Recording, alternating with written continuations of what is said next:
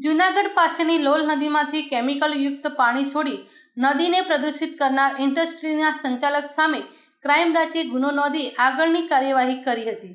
રવિવારે ક્રાઇમ બ્રાન્ચના પોલીસ ઇન્સ્પેક્ટરે જે પટેલ, પીએસઆઈ પીકે ગઢવી સહિતની ટીમ જૂનાગઢ તાલુકા વિસ્તારમાં પેટ્રોલિંગમાં હતી।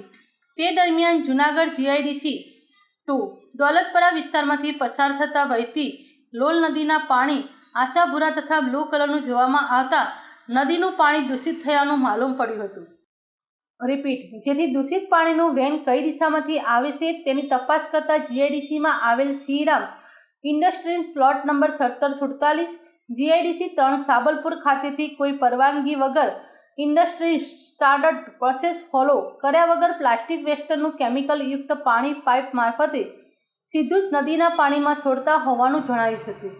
જૂનાગઢમાં નહેરુ પાર્ક સોસાયટી વર્ષ વિલા A4માં રહેતા શ્રીરામ ઇન્ડસ્ટ્રીના સંચાલક 60 વર્ષીય વિજયભાઈ પૂંજાભાઈ વાસાણીને બોલાવી ગુજરાત પોલ્યુશન કંટ્રોલ બોર્ડના અધિકારીને સાથે રાખી કારખાનામાંથી છોડવામાં આવતું પ્લાસ્ટિક વેસ્ટનું કેમિકલયુક્ત પાણીમાં સેમ્પલ લઈને તેની સામે જૂનાગઢ તાલુકા પોલીસમાં ગુનો નોંધી ₹1500નો પ્લાસ્ટિકનો પાઇપ કબજે લઈ ધોરણસરની કાર્યવાહી કરી હતી।